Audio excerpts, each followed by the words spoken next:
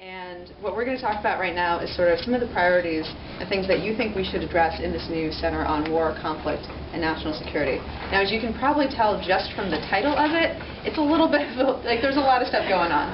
And the goal is for us to be thinking about some of the things that we think might move, some of the things that we think are going to be important to address. And if you've seen an idea or you've heard an idea from a Roosevelt student that you think we could really push forward and work on, then I want to hear about that too.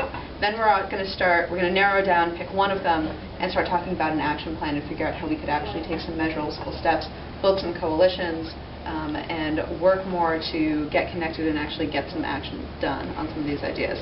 So again, you want to think about things. I think the divestment campaign that Stan has done is a really great model. So you want to think sort of in those terms.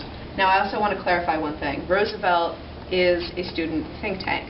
We're not going to have you, like, this is not going to be suddenly a mass operation where you're, like, mobilizing thousands of people, going out and, like, pulling in tons of signatures. We're still focusing in on policy. But what we want to do is get you guys thinking beyond the journal page that it's going to be on and into the actual political sphere that we're hoping to influence. So that's sort of where I want your heads to be. Now, with that, I'm going to shut up because I want to hear about what you guys think. I want to hear what you think the major priorities ought to be for this center. So, anybody want to get started? Yeah. Soft power. Okay. So, foreign policy defined by diplomacy instead of guns. I heard yours. Okay. So, soft power, diplomacy, and you. Yeah. I was thinking more working with local communities. For example, Minneapolis, Minnesota has the highest population of Somali immigrants, Hmong immigrants. And especially there's a group of Hmong who were living in a Chinese refugee camp who had their cemeteries were being dug up and the Chinese were using body parts on black markets. And so just focusing locally on people, I know, gross, woof. I was thinking, you know, focusing more on, I mean, we each have really unique communities that you need unique tailoring. So rather than a broad sweeping mandate, maybe precision. Okay, so and you can get more response. All right, great. Over here and then here. Yeah. I think the more tangible thing we do is raise awareness to the fact that America is drastically prepared for bioterror attacks, specifically at the local level.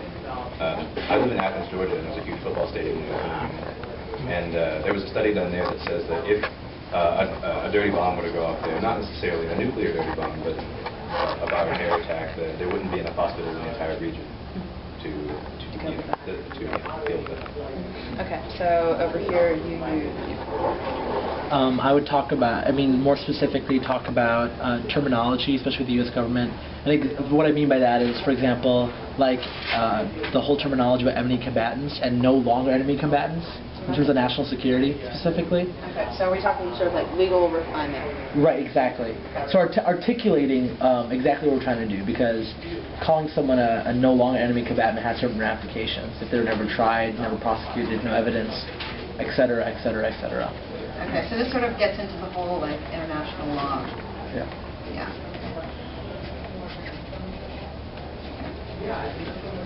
Okay. Yeah, I was thinking in terms of national security, how to revitalize the arms system or the military forces and how to get people involved and recruitment processes.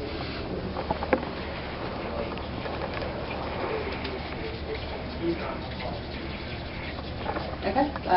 Next. Sorry. Sorry, you go ahead. Okay, thanks. Transparency in the budgetary process, especially in regards to intelligence. Okay.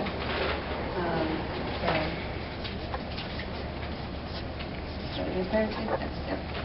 I think just paradigm shift in terms of preventions and international studies right now. Everything we do is reactive. We're in the Stone Age. Like we do car repair, better, car maintenance better. We do preventative maintenance on our cars, get our oil changed. We don't do that in international studies. I know you and I talked a long time ago about genocide prevention. Yeah.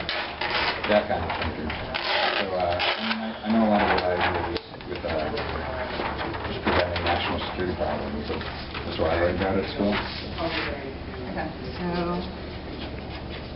So preventative, not crisis driven. Yeah, I mean, looking forward to seeing the crisis. I think, and that's where we link over to the energy and environment side of it. Yeah. They are the national security crisis of the time. Absolutely. Okay.